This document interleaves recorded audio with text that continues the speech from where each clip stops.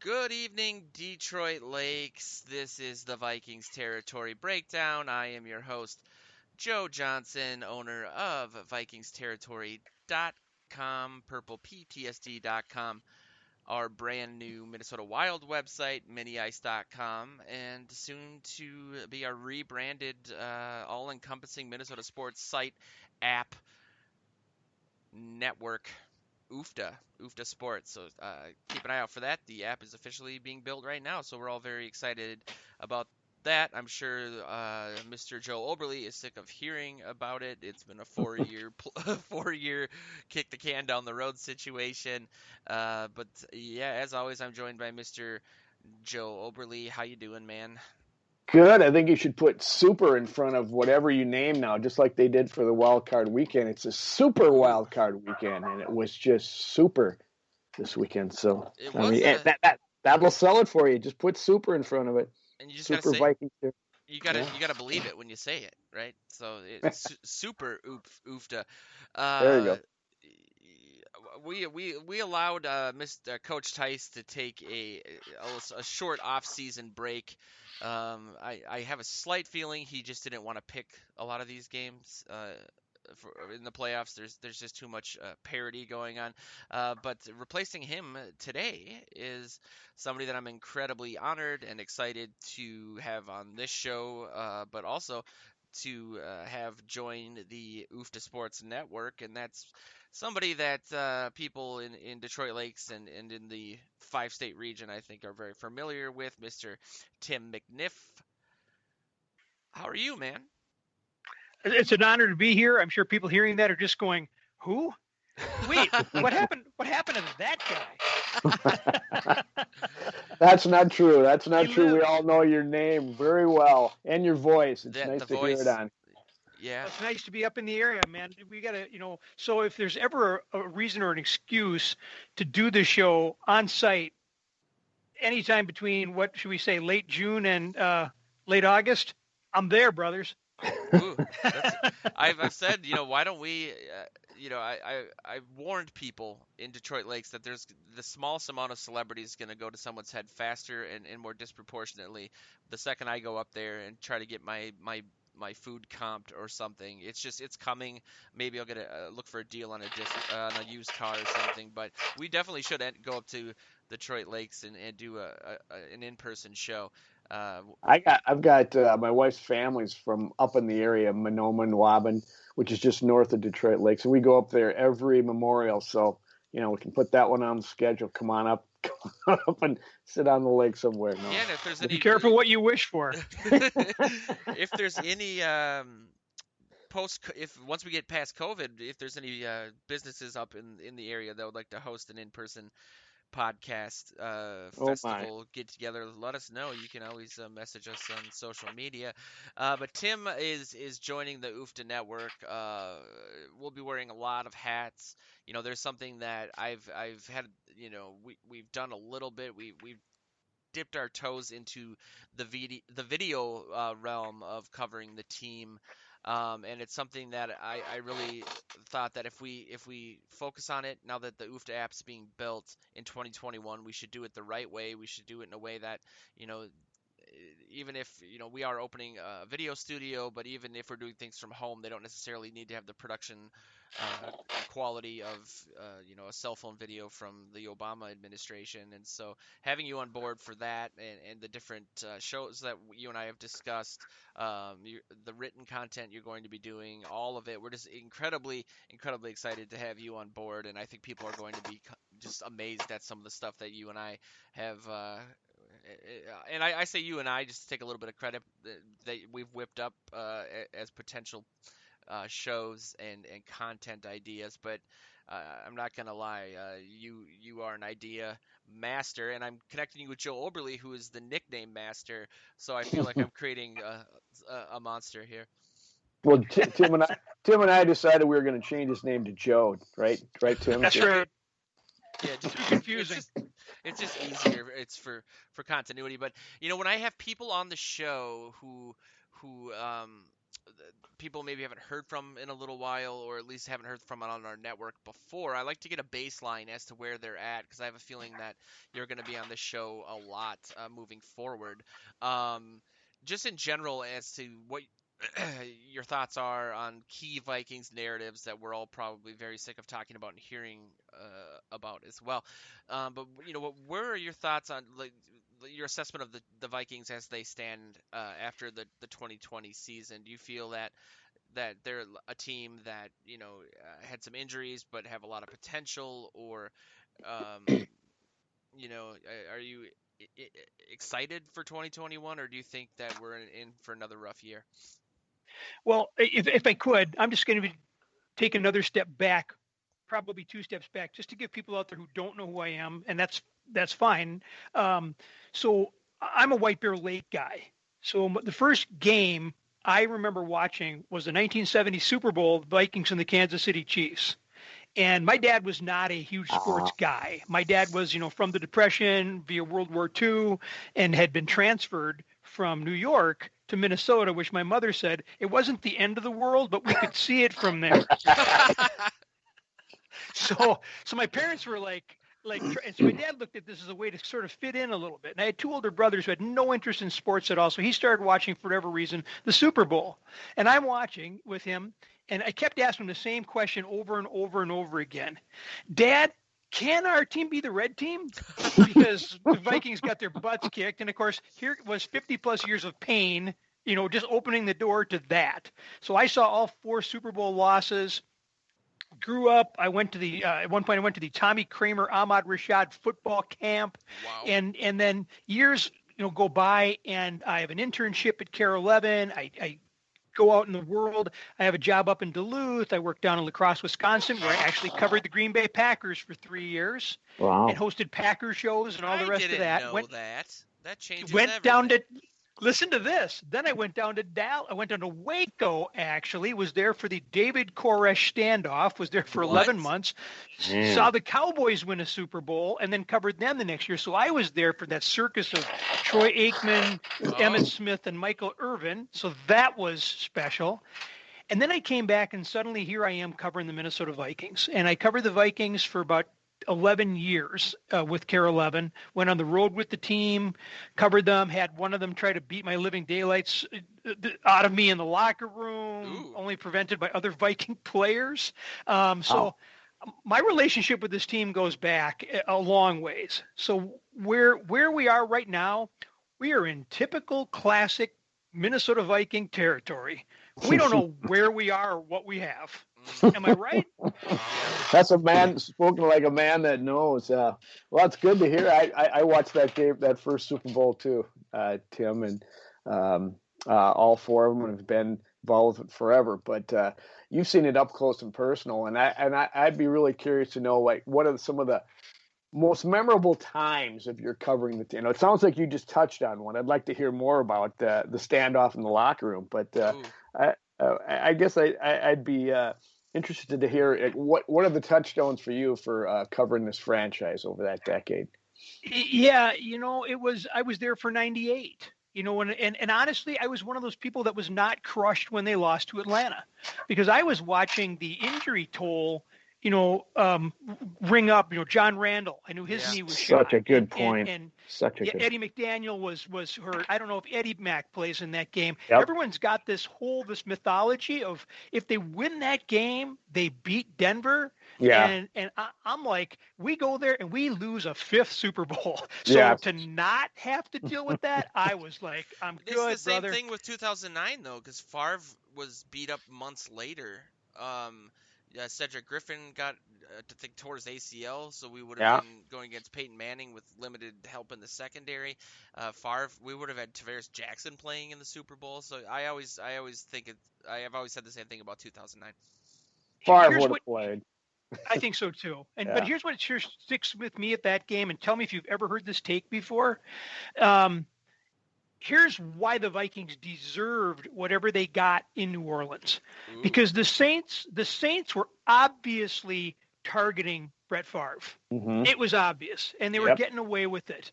So if I'm coach of the Minnesota Vikings, not offensive line coach, I'm head coach, I call my offense over there and I say this, okay, the next guy who lays a hand on Brett Favre, all 10 of you guys attack him.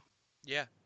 I want fists flying. I want kicking. I want everything. I want helmets off. I want everything. Just go, because you're under attack. He's under attack. The referees aren't doing anything about it. Take matters into your own hand. They can only fine us 15 yards, but you send a message to the Saints that this will not go on, and they never did it. No, Yeah, no, they did. They just took it. They just took it. Favre went over the sideline, shoot me up or whatever. Got back out there and got some more. Yeah, it was so obvious to everybody that watched it. And there should have been a response. You're exactly right, Tim. There was a point. Well, I did it. I'm sorry, Joe. Sean Payton said something a few months ago, kind of trying to do this revisionist history as to bemoaning his suspension. And so I went through that game and I took a GIF of every single targeted hit on Favre, and the thing that stood out to me that I didn't remember was the amount of times that the camera panned to Favre's wife in the crowd and to get her horrified reaction to what was going on. And that said it all to me, that was the case, that's what the NFL had. I know they really wanted the Saints to be in the Super Bowl because it was a feel-good story post-Katrina, but it was essentially conspiracy, huh? Well, I've always thought there was a little bit of that there. Maybe not consciously, but subconsciously, because I'm not one of those guys that thinks you can coordinate something on that level with as many variables that go into this league. But her expression in watching that, like watching a gladiator die in the ring or something, was astounding. And I think you're right. I think that we've had a lot of players, Joe and I, that we've talked to from that team, and we've said, was there a palpable feeling on the sidelines that something weird was going on? And they've all said, yeah. So it's very strange that they didn't do that. In retrospect, I haven't heard that take, but I completely agree with it. It's honestly, you guys, it's why we are where we are as a franchise. When we were kids, Joe Overly, if you're old enough to have watched that, the Vikings had an identity, and we actually took it from the Green Bay Packers. We owned the cold. We were the rulers of the North. And You'd be like, the Rams would come with like a 12-3 record, and we had like an 11-4 record, whatever it was. We had 14 games back then, 10-4 and 11-3. Or they had to come to our place, and you just laugh. You just go, they aren't beating us here. And they probably had more talented teams, and the Vikings would find a way to win. But we were sort of we built up this reputation in the 1960s for this ferocious defense. We were the purple people eaters, and they've let that go. And if you're going to be in a sport that requires you to be physical, you better be the biggest bear, in the neighborhood. And apologies to the Chicago Bears, but I mean, the Vikings don't have that identity. I look at the Pittsburgh Steelers continued through now 3 coaches of always in the playoffs, because they're essentially the same team year after year, coach after coach. They are built on defense and physical. They're Pittsburgh. They're hard-nosed. And we have to establish an identity. And if you want to, if you want to build an identity, you could, I'm not saying to do this, but you could trade like every valuable offensive guy right now and just bring back somebody, brutally good on defense and just become the Baltimore Ravens that won the Super Bowl with Trent Dilfer at quarterback. Because it can be done. It seemed like Zimmer was kind of headed in that direction when he first got here. The defense really needed to be built back up because it was one of the worst in the leagues, and he set out to do that. And to the detriment of the offense, I think, in the offensive line. And that's where the team lacked. Now we've kind of spent some time building up that offense with the, not the offensive line completely, but certainly, getting good position players at receiver and running back and tight end, what have you. And the defense has now suffered as a result. So I think it's so tough each year to have that full complement out there that gets you across the line. And when you do have close to that, you've got to get it done, because and I know Joe put this on the agenda, because once you do, then the other teams come in and start picking your team and your front office staff apart. And so if you don't get it done, that year when you do have that magical, both sides being really good. I mean, even that 98 team, that you make such a great point, Tim. People don't remember that. I do. Those guys got beat up, and the defense wasn't that tough to begin with. I agree that they might have lost, but they were close to that magic where they had a really great offense and a pretty darn good defense. So I mean, I think that's what you need. And right now, I'm not sure we've got the good offense, but the defense is really lacking. I remember after the I think it was the Week 4 Bears game in the 2019 season, the one where both Thielen and Diggs were angry, and they at least Thielen went on the apology tour. I remember writing or saying this somewhere. I don't know if it was on air or in an article, but I don't remember a defense that Zimmer's had since he came here in 2014 that has been as intimidating, mean, all-encompassing, so on and so forth, as that Bears defense was with Khalil Mack in that game. I don't. They've had some flashy numbers. They've been good on third down, but they don't ever feel like they have that edge or that identity that you're talking about, Tim. That Yep. especially in big games. I've always said they need it's changed from needing a good, for a while it was if we can get an offense that can score 20 points with Zimmer's defense, we'll win a championship. Then it became we need a great offense. Now it's sort of like, well, we need an elite offense for obvious reasons. I think it'll be a little different in 2021 because we'll get some of the core guys back from injury. Danielle Hunter, which we'll talk about his contract a little bit later in the show. But I'm not a huge, I don't have a lot of faith that Zimmer his defense is going to get us over the hump without some sort of new offensive-minded young guy that can come in and take the pieces that Joe alluded to and bring them to that next level where they can score 30, 34 points a game like the Packers or the Chiefs or something. Yeah, I just you get a lot. We start peeling layers off the onion because now if we're getting into it, if you're bringing in another offensive coordinator, would that be the sixth one for Kirk Cousins? Yeah. So I mean, do you keep doing that to him? We all want him to be better. It'd be nice to have the same guy in the room. What really befuddled me about this year's Viking offense was when Ezra Cleveland got in, we were better, and the offensive line was better than it had been the year before, but that's not really saying much. It's like being the tallest kid in fifth grade, and it's just not that big a deal, big grand scheme of things. So we got away from what had been successful for Denver when Kubiak was there and what had been successful for the Vikings of the past, and that was play action. I mean, I would just say to my wife, literally, I would just say, let's see the formation. And if he was under center, Kirk, or if he was in the shotgun, I would just say, oh, this is there. And this would be, this is the analytics guys. What was their success rate when running out of those formations? If he went, with an empty backfield, I just was like, this is not going to work, or it's not going to end well, because the only thing we had was the threat of the run, and Kirk Cousins throws better on the move than he does from the pocket. Yeah. Why were they not using play action? Did they feel like every team was onto that? Had they made adjustments? I don't know, because it even goes into, like, if you look at the national championship game on Monday night between Ohio State and Alabama, you have Justin Fields showing up there at that, they called it a hip pointer, but he was injured and he wasn't a threat to run the ball at all.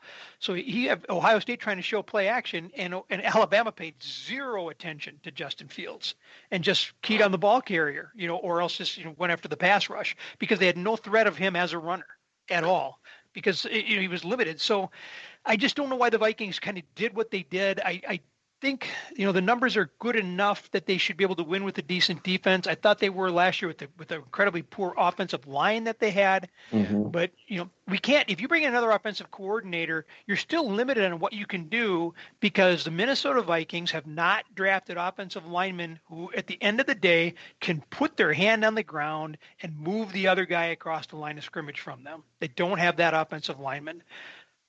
It's an interesting point, and I was kind of frustrated too. I had been, Joe will know that I've called for getting Kirk out of the pocket, for a couple of years now, and I wonder sometimes if coaches kind of overthink some of this stuff, and they're always trying to, whether it's analytics or whether it's, we have to surprise them, even though our strength is to do this, we have to surprise them. I tried to get Mike Tice to talk a little bit about some of the adjustments coaches make either at half times or how they come into games, and if they have something else in mind, because sometimes they seem to overthink and take themselves right out. Like, look at the Seattle game, where it's where they went for it on 4th and 1, which they should have. And, I don't know. You have to certainly tip your hat to the fact that there's pressure in these moments and you might not always make the right decisions. But far too often, I think, sometimes we try to get too fancy when something else, when run to your strength and do that, and that you'll succeed better that way. And you could argue too that that's what happened in the NFC Championship game in 2017. I mean, and Zimmer came out and said that he tried to implement this right. new wrinkles to that defense, and it just confused everybody. I'll never forget seeing Harrison Smith after one of the multiple just wide open gains that they had in the second half down the field, throw his arms up like, I don't know what's going on. And if he doesn't know, you're in trouble. And then in 2018, the beginning of that season, the defense was again overly complicated. And I think that goes back to Tim's original point, which is identity. And at some point, to win a championship, you're going to have to do what you're good at better than what the other team does to stop that. You can't really trick people, and I think that that's a really good way to explain the Zimmer era, to be completely honest with you. And so I agree with you. I if Kubiak is gone, I would like for Clint Kubiak to get the job. Agreed. Just because, looking at Hugh Jackson, it would be, he looking at his time in Oakland, he changed them from a zone blocking team into more of the type of offensive line that we're talking about. And I would prefer to get away from zone blocking, to be completely honest with you. But I feel like they've put together built a team around it. Exactly. Yeah. And they have all these players. So what are they we're going to wait 6-7 years for them to draft the right guys for that scheme. Like, I'm just basically taking the lesser of two evils at this point. Because they don't have the personnel to do that, and I think that they've done Joe knew this was coming, but it's been a disservice to Cousins because there's been far too much change. I'm starting to think he's the most underappreciated or the most disrespected good quarterback in league history. I mean, the Everson Griffin stuff this week, mental health notwithstanding, it's just like every week somebody bashing this guy. Though? Just in league history. I think not every sport. Just this one for now. Joe's a big fan of Kirk Cousins. He's a Big Ten guy, and he's been behind Kirk from day one. And I'm not against Kirk, but I feel like we know who Kirk is, and he's a above average, very decent. He's a decent quarterback, and he's going to do some things for you that are phenomenal, and he's going to do some things that aren't. And I'm not sure if he's the guy to get you over the ultimate playoff hump to the promised land, but he's our guy right now, so that's who you ride with. What are your thoughts on him, Tim? Yeah, I just think that I can sum it up with one sentence: he's no Joe Montana. Joe Montana was not the most skilled guy in the whole world. Was probably an underrated athlete, as far as quarterbacks go. But I mean, the guy took some brutal hits. If you go back and look at some of the games and some of the stuff the New York Giants put on him and the Chicago Bears and other teams, because they knew if we're going to beat San Francisco, we got to take out Joe Montana. He stood in there and he took the hits. Even when he went to Kansas City, he was still able to do that. Kirk just does not handle the pocket well, and it's sort of like that, the old thing. But he doesn't handle pressure well. Let's put it that way. Look at his record in noon starts versus 3 p.m. versus 7 p.m. games. The guy he doesn't, handle downtime or that pressure situation, the spotlight, well, and he's too old to still be in that category. I mean, he's at some point in time, and I with all the stuff about, the offensive line hasn't been great in some cases. The receiving position's been in flux, but to watch him lock in on receivers and make the same mistakes, or watch him just sort of like shut down in the middle of a play when the action's happening all around him, he's not that guy. And so things have been done in this organization that, he is our quarterback. And could they win a Super Bowl with him? Yes, if everybody else, was at a level where they could take that pressure off him. Yes, he could get it done. Yeah, but he's not my franchise ideal franchise quarterback. So I two things. One is I've never said he's perfect. I think in regards to the disservice thing, I think that he has pretty obvious negatives that most people that follow the NFL were aware of when he came here. I think the disservice that the team has done to him and itself is not put itself in the best position to mitigate those negatives. They've almost exacerbated them. The consistent change, the lack of investment on the interior of the offensive line. If you know a guy that is bad under pressure, maybe help mitigate that pressure. It just seems like they haven't done a lot to do that, and the play calling is another angle of that. Secondly, a story my dad's always told me about Joe Montana is during that legendary drive against the Bengals. Everyone, one of the offensive linemen or something told this story. Everyone's super nervous. There's all this pressure, and Montana's in the huddle and just nonchalantly, calmly goes, "Hey, that's John Candy." John Candy. Yeah. Sitting, he was just so calm that he was like, "Hey, that's kind of cool. John Candy's here." The actor, for younger people that have no idea what I'm talking about. And so that's something that I think, Cousins is probably, he's got the label of being over prepared. And when you do that, sometimes I think the reason, and we've all talked, Joe and I have talked about this, and Tim, you and I talked about this on the phone. The reason that he does better when he's running is that I think it shuts off that extra layer of conscious thought. It's just more instinct because he's focusing on running and not necessarily doing the perfect throw. That having been said, again, I think that he can. There's a lot of problems with this team. I don't think he was one of them in 2019. I also think we'll all agree that all this talk of bringing Deshaun Watson to Minnesota is a complete non-starter. It's unrealistic. They could never afford him. His contract is going to be monumental. It might not be the Patrick Mahomesian, but it'll be pretty darn close. I think he's like the consensus third or fourth best quarterback in the NFL. I would say Cousins is 1A. I'm kidding. But what are you guys' thoughts on all this hullabaloo around Watson, Mr. McNiff? No, I don't think it's realistic for the Vikings. I remember watching his junior year in the national championship game against Alabama, and they lost. And I talked to my wife, and I said, if I'm the Vikings general manager, I am doing everything I can to bring that guy onto my team. After his senior year. I mean, that's the guy I want because he did everything in that game to win that game. He carried Clemson on his back, and in large extent, they built that program on his arm and legs. So I am a fan. But if you're talking about, okay, if we send him Danielle Hunter and this and it's like, whoa.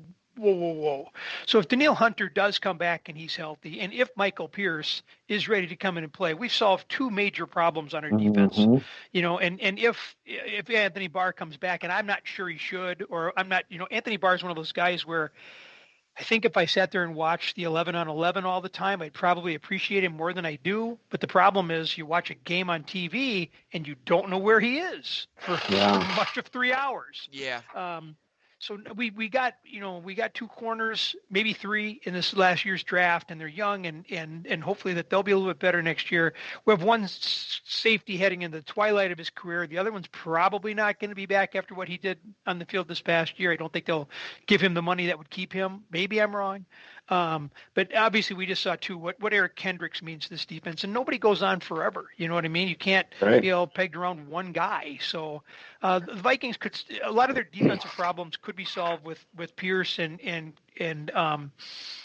Danielle Hunter coming back, but he can't be part of a trade that just gets you that quarterback because you haven't addressed all of the other issues. Your offensive line's still in question. Your defense is still bad. I mean, there's too many things that need to be answered to fix this football team to focus on Deshaun Watson.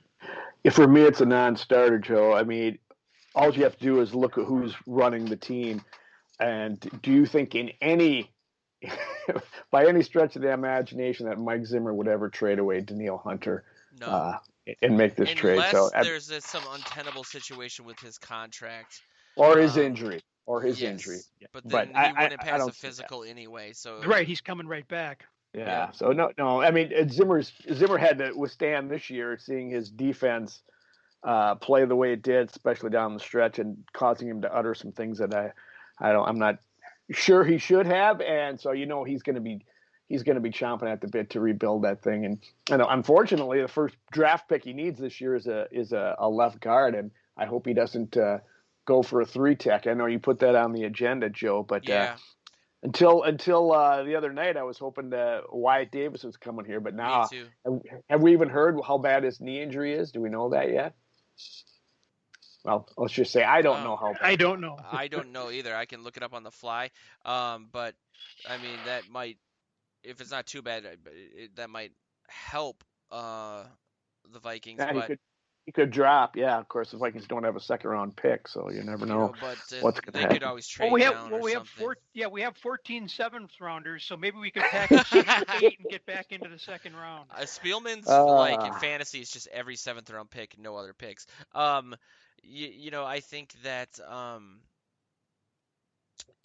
my philosophy with free agency versus the draft is the reason that Shelby is on the agenda is because I like the idea of adding somebody like that, like Shelby Harris, to via free agency and limiting the amount of needs on defense before the draft, because we know Zimmer is going to do his best to convince Spielman to prioritize the defense. And obviously this defensive line is one that they've really wanted to invest in heavily. They always want to have not just 4 starters, but really good backups. They do the whole rotation bit. And so hopefully, with Pierce coming back, who a lot of people were bullish on before the season, Hunter, if they could get a guy like Shelby Harris, who wouldn't necessarily break the bank from my understanding of the situation, that would open up things for Wyatt Davis, depending on what's going on with his knee, because he seems like the type of guy that they could plug in and play for the next decade plus, and that's really what they need. I mean, I've gotten some conflicting sort of stories from people, former Minnesota Vikings offensive linemen, as in regards to like Bradbury's play, really how the defense plays or the offensive line plays as a unit, so on and so forth. I'm writing an article about that right now, actually, but I think that would be the best way to improve their chances of winning. If there's one draft pick they could make, it would be that pick that I think would drastically improve their chances of winning. Just there's a lot of guys that are going to be healthy on the defense next year. I think that will help as well. But I wanted to get you guys' take on the all-pro selections, namely the omission of Dalvin Cook, who came out and essentially said on his Instagram, and I'll read the quote, I wasn't going to, I'm paraphrasing, but I wasn't going to speak on this, but blame the NFL, whoever printed the all-pro list, for what's about to happen this year in 2021. So it sounds like he's got a little bit of a chip on his shoulder for not being named as an all-pro, which seems like a pretty big omission, right? I mean, Alvin Kamara had a year. Obviously, Derrick Henry is Derrick Henry, but how do you keep him off that list, Tim? You don't.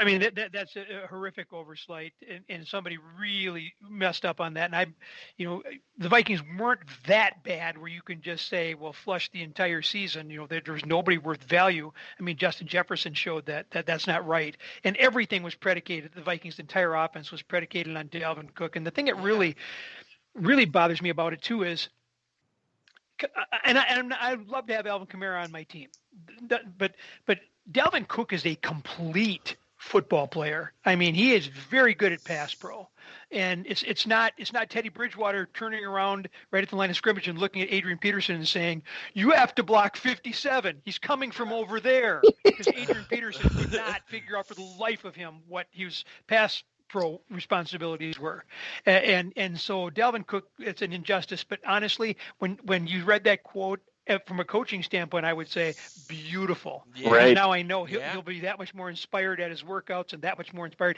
And he took on a leadership role with this team this year too.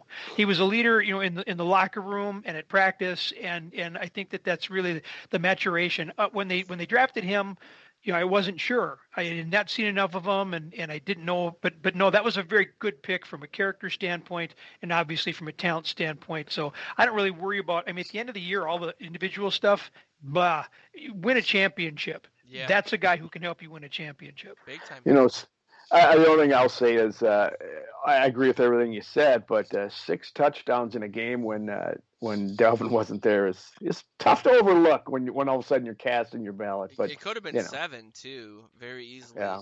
I think there was that Taysom Hill run in.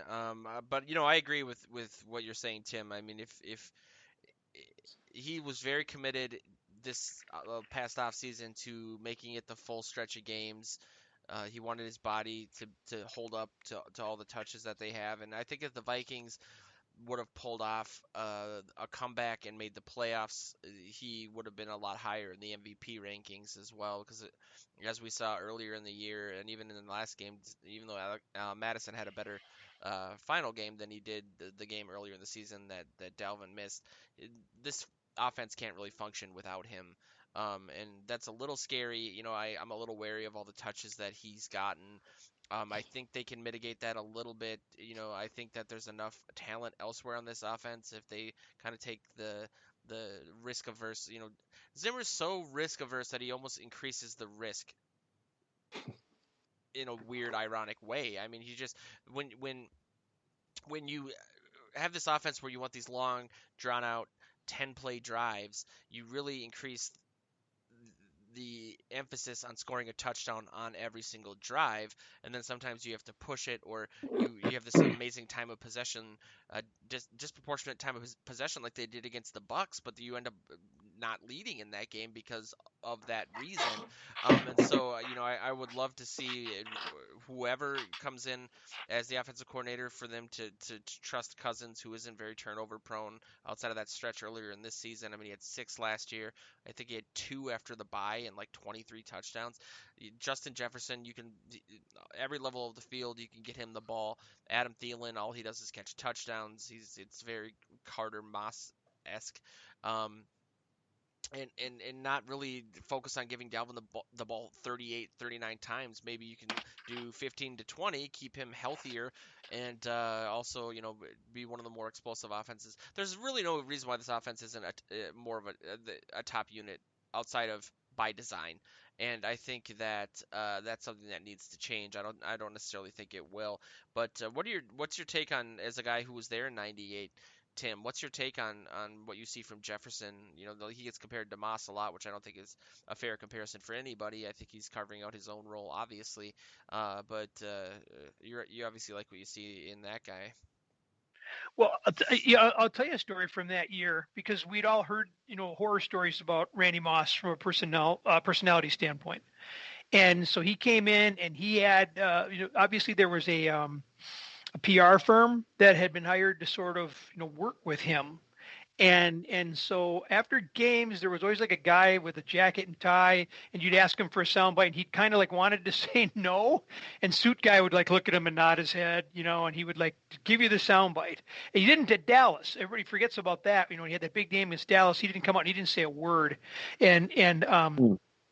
So at the end of the year, when they lost, I was cleaning out their locker room or whatever, but I made a point of going up to him and saying, "Hey, Randy, I just want to say it was a pleasure to work with you this year. I'm really thrilled that, you're with the Vikings, and I really look forward to seeing what you had next year. And thanks for being, such a professional about the whole thing." And he kind of gave kind of a reluctant, "Oh, yeah, great." And he was out of there.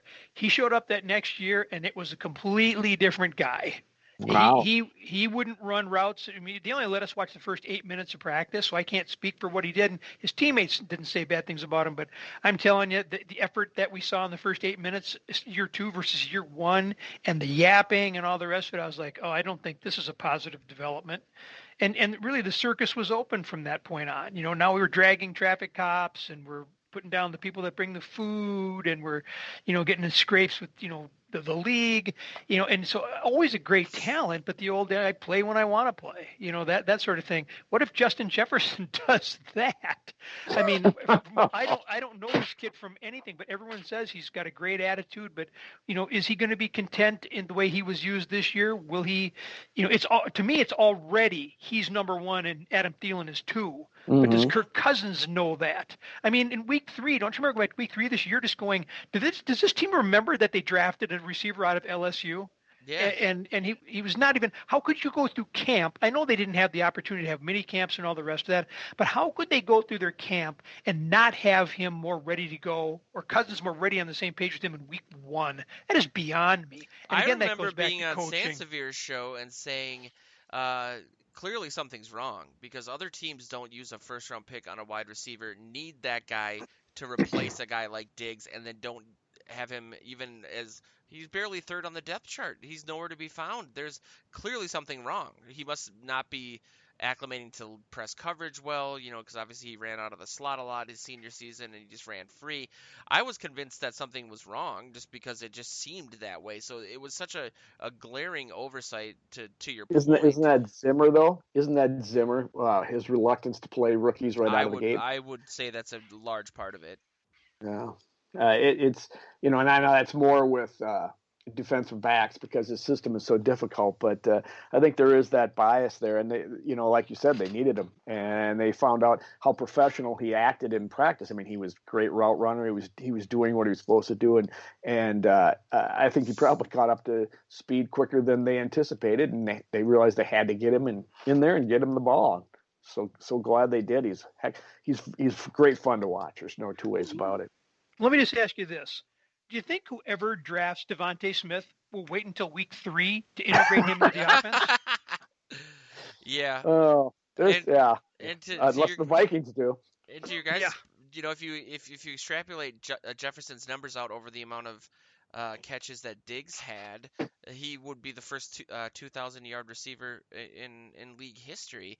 And so I don't think he'll be happy with 70 catches in 2021 because he's shown the ability to make catches basically every time you look his way. I mean, I'm being hyperbolic, but you get what I mean. The amount of catches he makes, the types of catches at every level, over the top of guys, contested catches, yards after the catch, he does everything really, really well, and he's only going to get better. And so again, I really hope that we don't have to implement a completely new system on offense because that will just stifle things. I think if there's one positive to the 2020 season, it is that offensive unit. The offensive line got better. Again, Tim, you're completely right. They were the 27th ranked unit against the run in 2019, so anything would be an improvement over that. And that was an improvement over 2018. So, but I think that they need to modernize this offense. That doesn't mean they have to stop doing things through play action or what have you, but they really need to stop being so risk averse. They can put up points. They've shown that. I think they were like 30th in pass attempts, but top 10 in pass touchdowns. They had a ton of 25-yard or longer plays, chunk yardage, so on and so forth. Just go for it. Why pay a quarterback that kind of money? Why have all this talent if you're really just gonna run this old school, just dink and dunk? It bothers me, and it's not even really a power run game. It's sort of a spread offense, sort of offensive line. It's just a weird mix of things that needed to be. I can't complain about the offense that much this year, as opposed to what we've seen in the past few years. It's an improvement. It was fun to watch, and hopefully you have harmony back there. You got to remember that Moss came into a team that had Chris Carter on it, so these receivers and their quarterbacks have to figure it out how to play together and grow the offense. And you got a great back in Dalvin Cook. You're going to be fine, but it's a matter of getting the defense squared away. And special teams. Oh yeah, that was a dumpster fire, right? Yeah. Yes, it was. I think we can agree that the biggest offseason need for special teams is obviously a new coordinator. We've already kind of touched on the biggest offseason needs in general. So that was on the agenda. Defense, obviously, we shoring up the defensive line, maybe figuring out a replacement for Anthony Harris. I'm actually really interested in your take, Tim. Speaking of getting a baseline on things on the divisional round of the playoffs. I mean, every one of these games is really, really interesting, and I think this season, I don't know if it was COVID or what, but there just seems to be my guess is out the window as to who's going to be in the Super Bowl. I mean, if you put a gun to my head, I would most likely say Green Bay and Kansas City. But they're going up against a really tough Rams defense this weekend. The Saints in Tampa, that's a divisional game. Who knows? Cleveland utterly destroyed the Steelers, who were falling apart, but that still says something. Buffalo and Baltimore will be a great game. Where do you stand on that? On who's your favorite coming out of the NFC and out of the AFC, if you have one? Yeah, it's weird, but the game that I enjoyed the most this past weekend was the one I really didn't want even to take place, because I really like Buffalo and I really like Indianapolis. And I was really sorry to see that one of those teams had to go out in the first round, because I like the way the Colts are put together. And supposedly the Colts are, like, I don't know if it's accurate, but I mean, ridiculously below the cap going into next year. Yeah. So I'm really interested to see what they're able to do, because I love the way that football team is constructed, minus the quarterback who's 800 years old and has never won a ring. So they've got to answer that question. And they could, what if Deshaun Watson ends up in Indianapolis? Oh my, that's a really good point. That would be scary. What do you like about them particularly? I love the way they're built, because I love the fact that, they've got so many number ones on their offensive line. And again, I kind of alluded to this earlier, you guys, and I was lucky enough to spend 11 years coaching at the high school football level. And you'll learn something. And at some point in time in most games, your guys have to be able to put their hand on the ground. They've got to be able to move the other guys. And you can be like the best position coach in the world, but if you don't have guys who can do the job in the trenches, you don't have a lot. It's not building. And I think the Colts are built on a great foundation. I think Buffalo is drafted well. I love their head coach. So I think the Bills are really interesting to me and dangerous, but what they have Cleveland. No, Cleveland's going to KC. Yeah, Cleveland's going to KC. The Bills have Baltimore. So I think that's a huge threat for Buffalo. Forgive me for that, because I think Baltimore is dangerous. I don't think they're a perfect team by any means, but they're dangerous. So I think that's a game. But the Bills should win. KC should win, but Cleveland, who's healthy enough to play on that offensive line? They're like the Colts. They have a lot of number ones. I mean, you just look at the size of Cleveland's offensive line when they're out there. The Vikings' offensive line looks nothing like that. I mean, we just don't. So I like the way the Colts are built from from the front line on both offense and defense, and they've got multiple guys who can do the job at running back and do the job at receiver. So anyway, but the games that are coming up, Kansas City's the X factor because of their quarterback, and Green Bay's the X factor because of their quarterback. Yeah, it's for me. It's all heart rather than head as far as. Anybody that can beat the Packers, that's all I care about at this point. Terrible for me to say that, but that's the truth. You got to be honest. I'm hoping that the Rams can put another really good game. They surprised some people last week because without their starting quarterback, and they're not sure who they're going to have this week in that position because they're both injured to a certain degree. It'll probably be Goff since he played last week, but I don't know if they got enough firepower to do it. But just somebody beat them. But I think they're all going to be really good games. Buffalo's fun to watch, and Cleveland, they come out beating the Steelers twice in a row, and moving on to KC. I don't like their chances, but they're going to be fun to watch. Maybe Baker Mayfield lets it all hang out and have a nice shootout there. That's fun to watch. So I'm kind of excited about that. I did want to ask you, Tim, where did you coach high school football? Wayzata. Oh, nice. So so was there 2 state championships, lost 2 state championships, but it really made me appreciate. Eden Prairie has all these advantages built in. I mean, they're like as big as Wayzata as far as attendance, but of course, at the time the Vikings headquarters is out there, so they constantly had kids from NFL coaches who were NFL players playing on their team. But man, they would just run out in the field and they just looked different than our kids did. We'd always go, didn't our kids spend the off season in the weight room? Because their kids look a lot different than ours.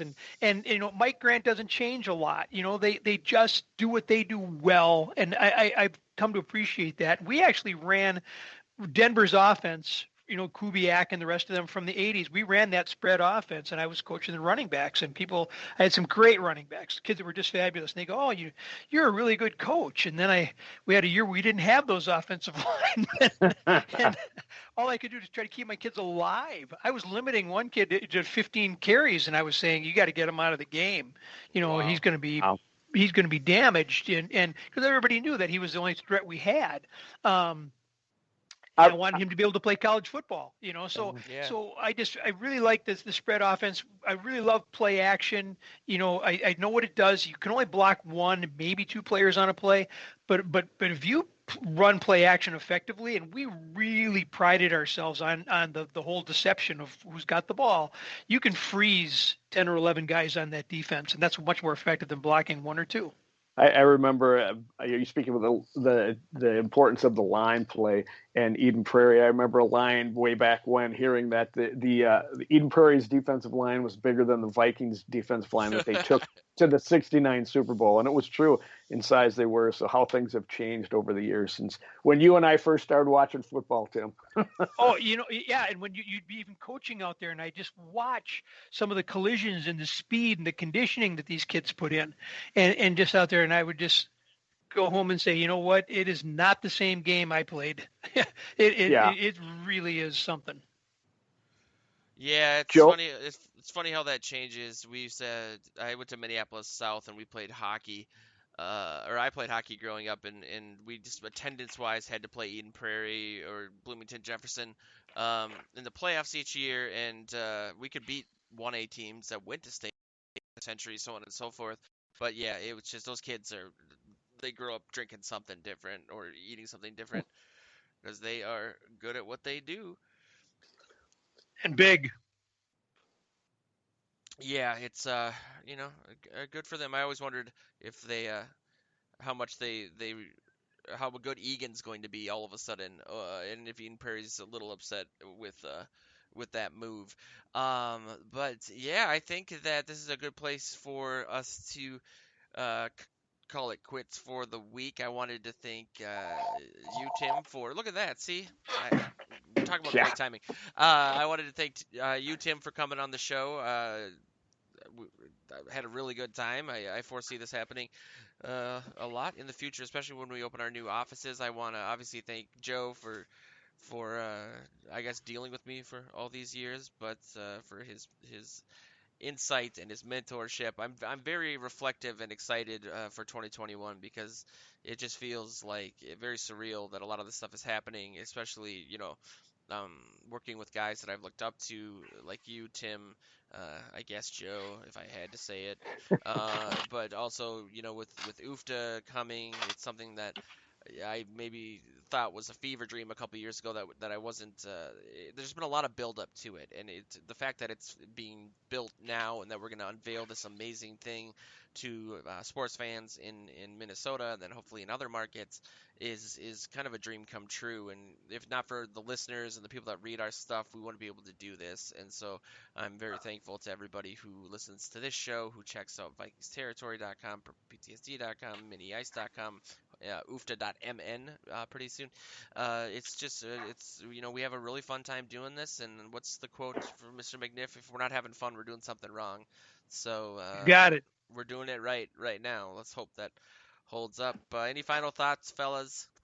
Love having you, Tim. It's great I can't wait to see what you're going to produce and some of the great ideas you're bringing aboard, and it's exciting for us as a business, and it's exciting to look forward and see what's coming. So I'm looking forward to that. Well, I thank you guys for making me feel so at home. And I just want to say that, when Joe started to reach out to me, I was like, his energy and his enthusiasm and his, multiple message, platform attack was like, who is this guy? And then when I started talking to him and I started to get the vision for it, I was like, this sounds like a lot of fun. This sounds like something I would want to be a part of. So I'm coming in here to try to get the opportunity to give the people of Minnesota and wherever the people encounter this content, quality content. If we show up and do the right things at the right places, it's going to be just a great run. And I really look forward to it. And it's really fun to get out here and talk Vikings with you guys today. And I hope you'll let me be, for one day at least, an honorary Joe. Oh yes, I think we can. That's what we need. We need more Joes on this place. So you might, or for Tim, you're in for sure. You're in. Awesome. Well, Thanks, guys. We will be back next week. Follow us on social media at Viking Territory or at Purple PTSD, and check out the sites over the weekend. We'll be covering everything Vikings, everything Wild, and all the playoff action. Well, this has been the Vikings Territory Breakdown for the 13th of January. Skol.